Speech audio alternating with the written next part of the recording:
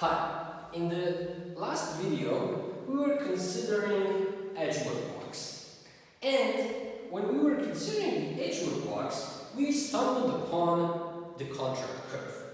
What is the contract curve? Well, as we saw, it shows us all the combinations of capital and all the distributions of capital and labor between two sectors, manufacturing and food, that give us effective allocation of the resources. What do we mean by effective allocation of the resources? Well, effective allocation of the resources in this context means we cannot produce more of one good without reducing the production of the other. Now look, this curve is actually giving us all effective levels of production of both goods. But we do not know, of course, which point at the curve will be chosen. But we will learn it in the next video. For now, let's just focus a little bit more on the contract curve and where does the shape of the contract curve comes from. Okay, so look, let me just draw edgework blocks, and let's consider a couple of cases. The first case that of course we dismiss in our neoclassical model because simply we've assumed that manufacturing is more capital intensive than the food industry. But let's assume that capital intensity parameter in both manufacturing and food industry are equal to one another. Look, those capital intensity coefficients are the key to understanding the shape. Because look, as it turns out, if those two are equal to one another, the contract curve is a simple straight line going from origin of manufacturers to origin of food. So look, basically, here, remember, we will have all the possible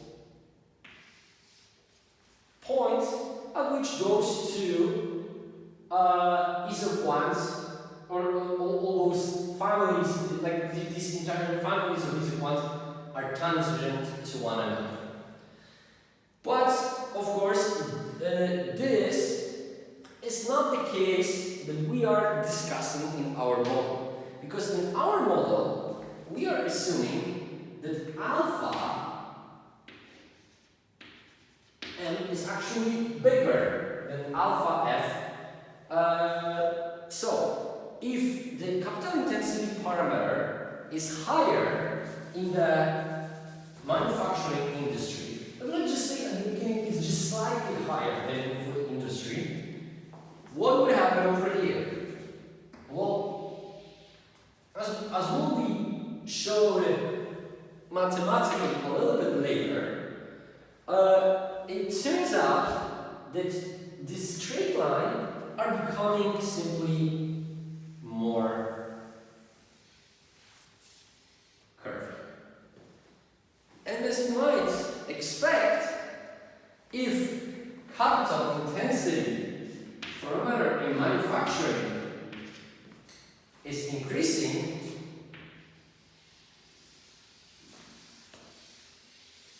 the contract curve is becoming more and more and more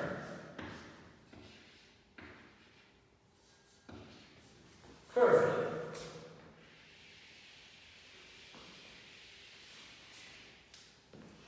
Okay, so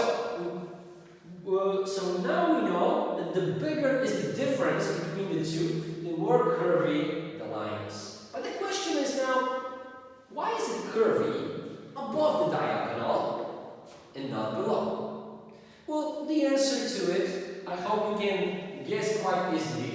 comes from the fact that manufacturing is here, and manufacturing is more capital intensive. Look, if the situation would be reversed, and now we would have some alpha F1 that is bigger than alpha N0, which we now keep constant.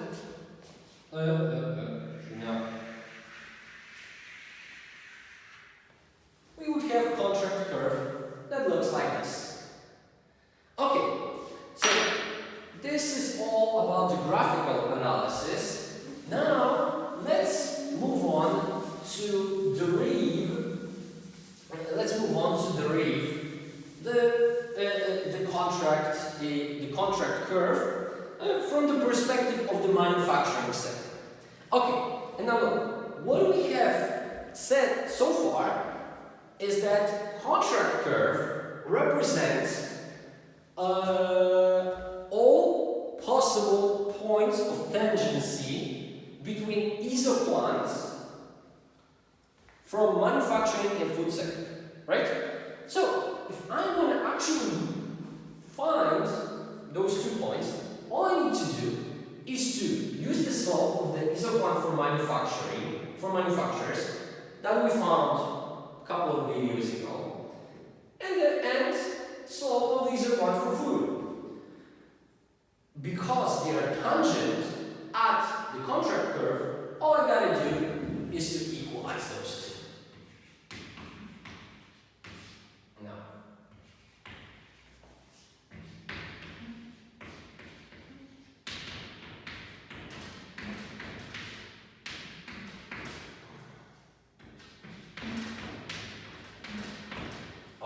but the problem with this equation is that we have 4 variables, and we would really like to have just 2.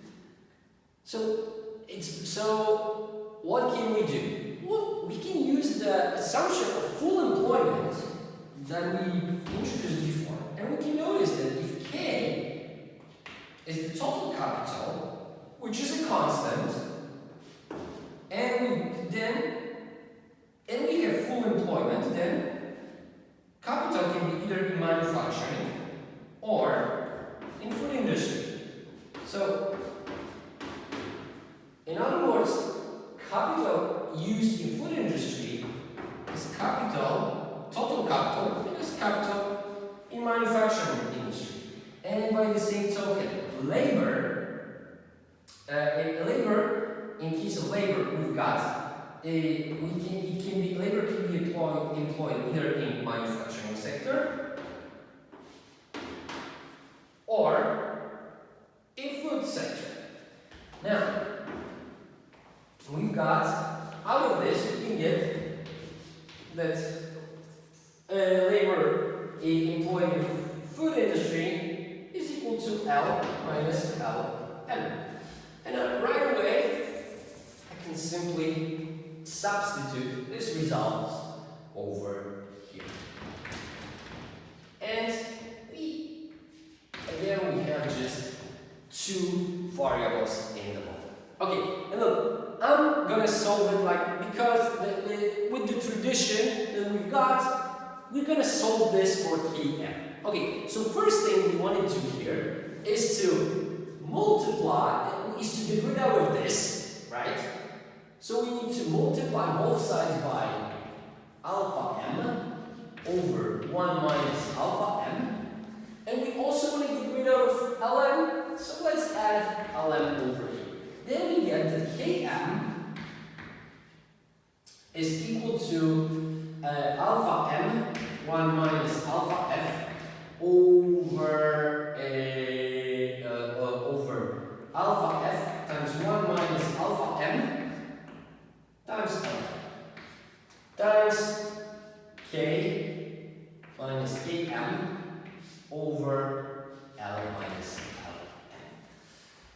Okay, now everything will be swell because we solved it for Km, but still there's Km over here, so we need to still work on it a little bit. The first thing I would recommend to do is to divide this into 2 separate expressions. So we would get that this is Km times, equals to alpha m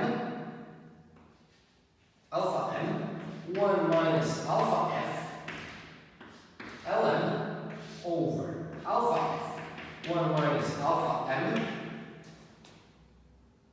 times k times L minus Lm minus 1, alpha m times 1 minus alpha f Lm k m over, again, alpha f 1 minus alpha m L minus L. Okay.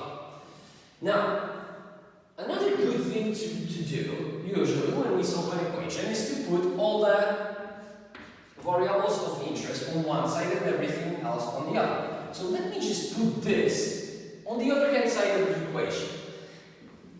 So I add this to both sides, and as a result, I'm getting, right? Okay, I know that maybe this is not not the nicest way showing every step, but I want to keep on the blackboard as much as possible. Okay, this proof is a little bit lengthy. It's not complicated, it's just time consuming. Okay, and then the next thing we can do over here is to take Km out, right? Of the brace. Okay, and we'll just do it like this. That will be fine. Okay, this.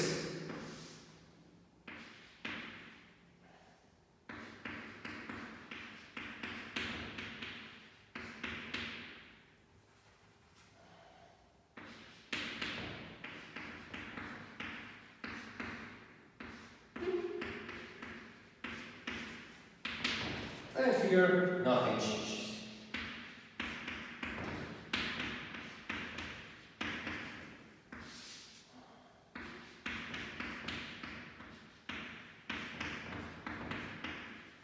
Okay.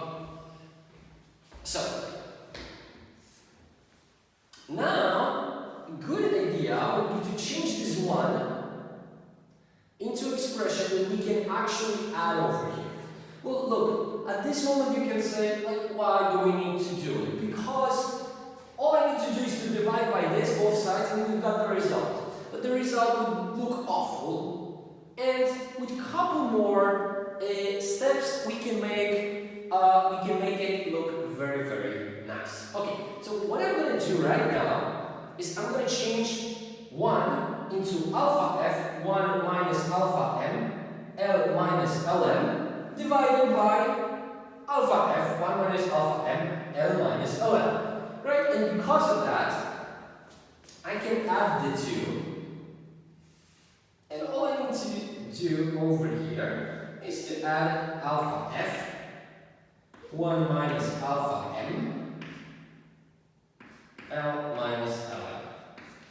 Okay, and look, just not to waste space, let me just rewrite this part. Look, over here, what I can do is to multiply everything. I want to get rid out of this parenthesis. So, what am I getting here? Okay, so imagine like we are taking this in a magnifying glass. Okay. In a magnifying glass, and let's see what we will get out of this. Okay, over here we will have alpha f times 1 minus alpha m times L. And of course, here, I'm sorry, it should be plus. I forgot the plus. And over here we've got minus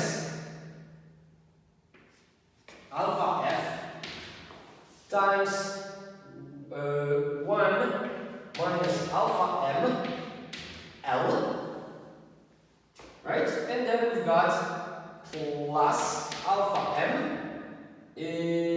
1 minus alpha f m l. Okay, now what I can do over here is I can take the common part out, which is ln. So ln out of this, and what am I going to get inside the parentheses? Alpha m 1 minus alpha f minus alpha f times 1 minus alpha m. Okay, now again, I'm not going to be rewriting this one more time. We can calculate what is inside. And look, if we calculate what is inside over here, what am I getting is alpha m minus alpha m times alpha f minus alpha f plus alpha f alpha m. And right away we see that those two are cancelling each other out, right? So basically, in the next line, I can write that Km, we open parentheses, oh, we don't need to, but let's do it anyway. We've got alpha f 1 minus alpha m l plus ln times alpha m minus alpha f. And this whole thing divided by alpha f times 1 minus alpha m times l minus lm equals alpha m 1 minus alpha f ln, okay, divided by alpha f 1 minus alpha m l minus l m. Okay, so what do we need to do now? Look, now we can divide both sides of this equation by this. And look, if we divide, it's like we multiply by the reciprocal. So what will happen? Those two will cancel each other out. This will remain at its place. And this will go into the denominator. So finally, what we obtain over here is that Km is equal to alpha m 1 minus alpha f of lm, okay, over alpha f 1 minus alpha m l plus ln times alpha m minus alpha f. And assuming I didn't make any mistake, yes, I haven't, this is the final result. Look, this is the formula for the contract curve.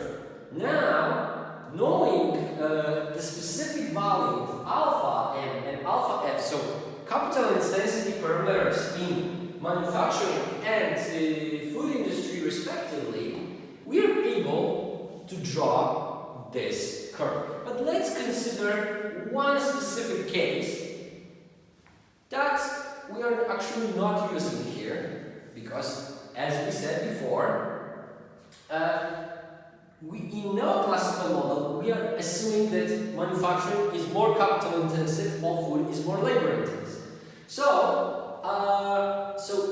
But for the sake of argument, let's just say that what if alpha m easier, it just equals to some alpha. Okay, let's see what are we getting then. Okay, so we get that Km is equal to alpha times 1 minus alpha times ln times k, right? Then we've got alpha times 1 minus alpha times L plus Lm times alpha minus alpha. Okay, alpha minus alpha is clearly 0. So we can get rid of this one. Now, we can see also the common part over here that we can get rid of as well. Now, what do we have here? Well, that looks not very pleasant. So let's write it as Km equals to KL times Ln. And this is the straight line contract curve example I've been telling you about. Look, here we've got that Km that we've got over here, and Lm is a function of Lm, and this is a straight line because KL is simply a ratio of the capital and to labor available in the economy. So the angle is simply associated with that ratio, and it makes perfect sense because this is a rectangular, right? Okay, well, I think you know more than you ever wanted to know about the contract curve, but at this moment we have all the tools that we need in order to actually prove a Rybczynski proposition in the neoclassical model of trade, and this is what we're going to do in the next